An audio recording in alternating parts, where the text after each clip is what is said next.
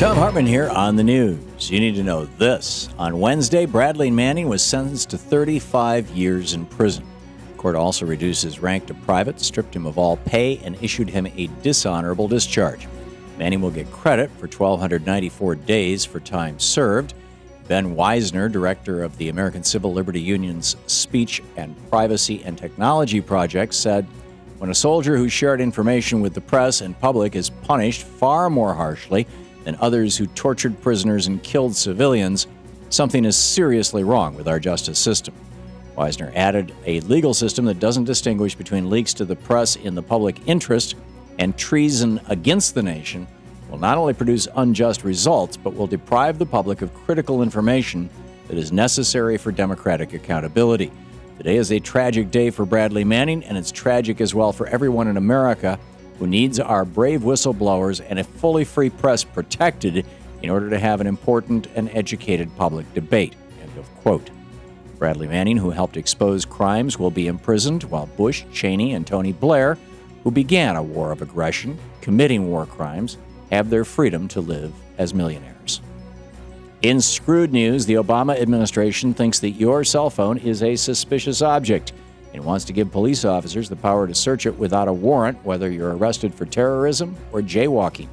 According to the Washington Post, the administration filed a brief with the Supreme Court earlier this summer, asking the justices to reconsider a decision made by the First Circuit Court of Appeals back in May.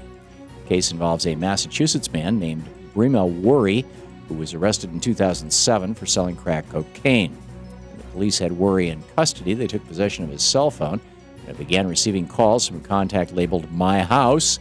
Police opened the phone, took down the number connected with the My House contact, and tracked it to a nearby house. There, they found weapons, drugs, and money.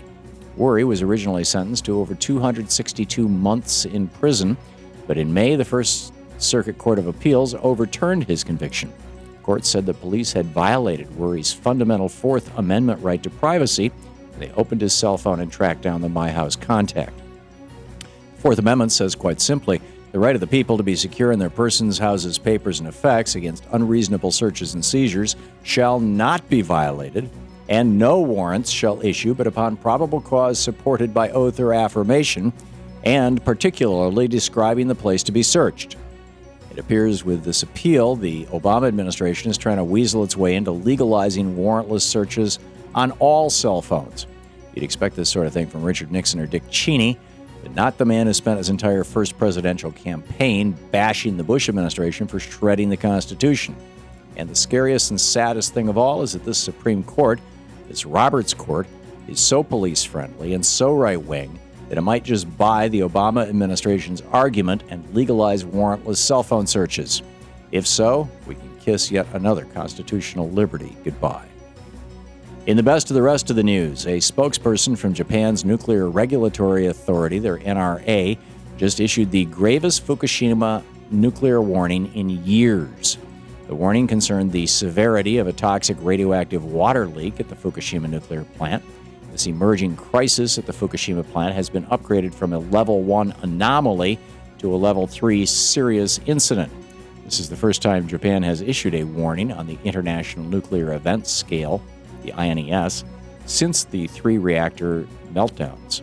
We should be watching this situation carefully, and here in America, we need to just say no to nukes.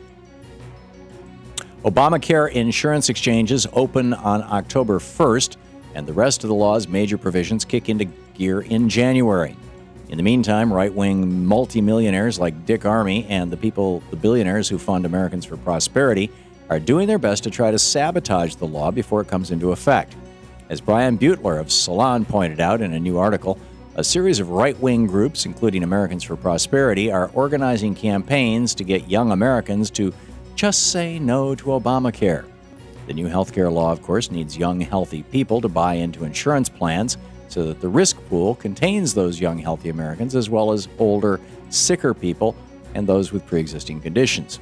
Many Americans think Republicans are trying to sabotage Obamacare because they know it's going to work. Why else would they try to hit at the law's core, the individual mandate, if they didn't think it would be a success? And finally, well, you've heard of Fenway Franks, you've heard of Dodger dogs, but did you know you can now buy a Carlos Danger dog? Earlier this month, Illinois-based Thrushwood Farms Quality Meats and Orlando-based entrepreneur Randall Richards launched their new joint venture, Carlos Danger LLC. The company's signature product is the Danger Dog, and its namesake is the digital alter ego of New York City's hardest campaigner, the one and only Anthony Weiner. Danger Dogs are 100% real beef, and they are advertised as the one brand of hot dogs that's on everyone's lips. According to the Carlos Danger LLC website, you can do pretty much anything you want with the Danger Dog. The company encourages its customers to, quote, jerk it with a jerk spice, plump it, pull it, or just figure it out on your own, end quote. Sounds like fun. The only problem is that unlike the real Carlos Danger's wiener, these novelty Carlos Danger wieners, well, they're not kosher. And that's the way it is today, Wednesday, August 21st, 2013. I'm Thom Hartmann on the news.